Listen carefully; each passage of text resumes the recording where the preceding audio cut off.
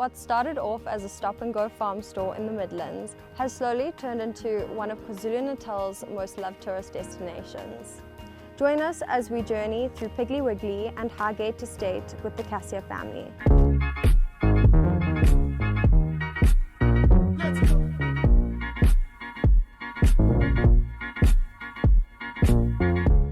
So let's go back to the beginning, Rudy. What sparked the idea for Piggly Wiggly?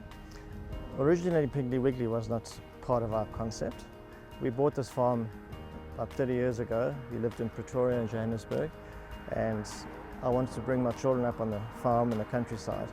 It had vegetables on it, and the day the transfer came through, we had a hailstorm, and literally lost everything. So we had to try and think out the box and try and think of how to survive. And then we got to a stage where it was either selling the property or trying to think of something very different. And the one day things were so tight, and I said to my wife, I'm going to take my vegetables and I'm going to take them down to the road, and I'm going to try and sell them at the road. And that's the spot down there, that piece of flat soil. So I took my trailer down and I put some vegetables down, and that's how it started. And how has your family grown alongside the growth of Piggly Wiggly? Well, it was hard in the beginning. The first 15 years, I would say, when we moved here, my twin boys were 3 years old. Catherine was just 3 months old. So my wife and I worked 7 days a week. She would bake bread, I would do the vegetables. Kids were part of it. They grew up with it. They grew up with the concept of hard work, trying to be creative, thinking out the box, and that was a big part of our life. So at what point did you realize that Piggly Wiggly had become a tourist destination for people to stop on over? When we had that farm stall at the bottom there, we had some local people coming to us, and the one lady, her name is Judy Roberta, she lives up the road, she's got 4 cows, and she made some beautiful cottage cheese, and she asked if she could sell it here with us.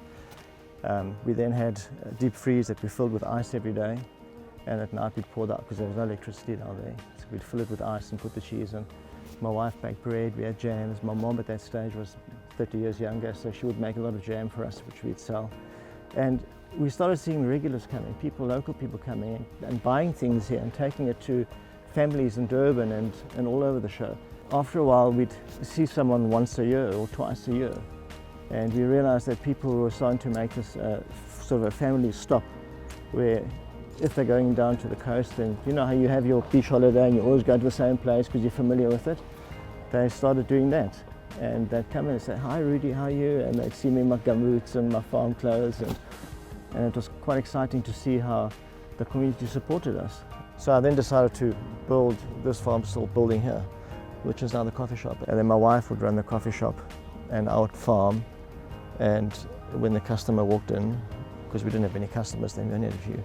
Customer would walk in, my wife would go on the two-way radio and call me. I'd come with my motorbike and I'd make a coffee, come into the back, make a coffee, then I'd go back and farm again.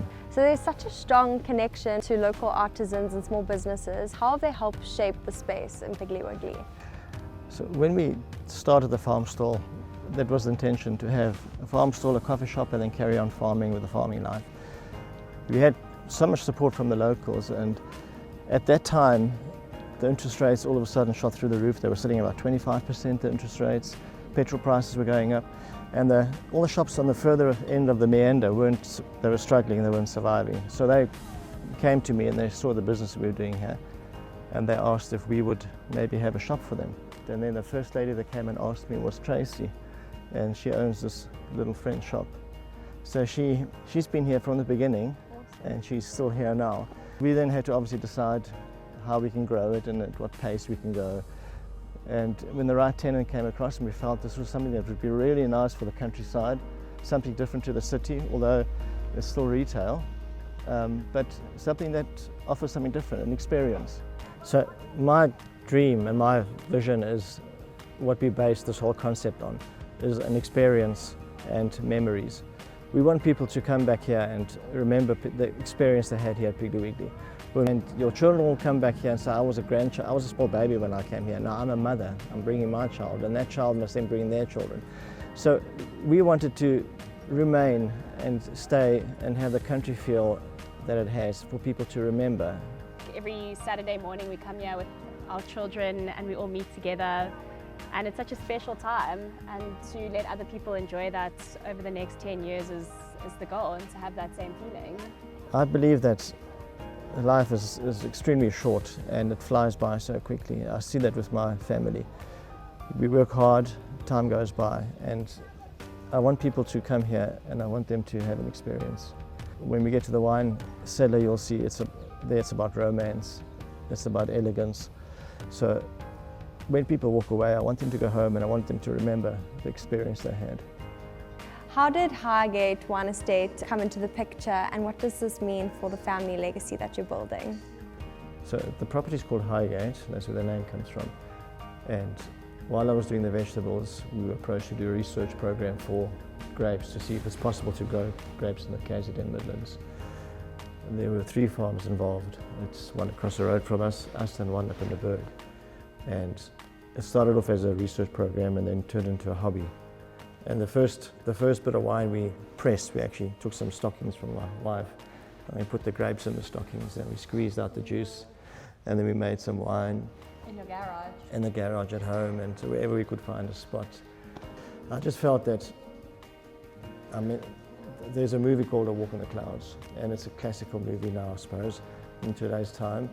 It's with Keanu Reeves, and I think if you haven't watched it, you should watch it. It's a rom-com, it's absolutely beautiful, and it's just romance. And we didn't do this to create something that makes a lot of money. We hope it does, but it was to create something different. So when you come to the Midlands, you don't have to drive all the way to the Cape.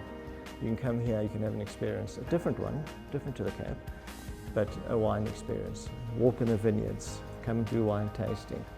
Just have something that's different. A friend of mine was involved with me as well. He owns La Lampara restaurant, Pinot, and they were going to run a restaurant, but then COVID came and everything changed. And then Tom and Catherine came and joined us.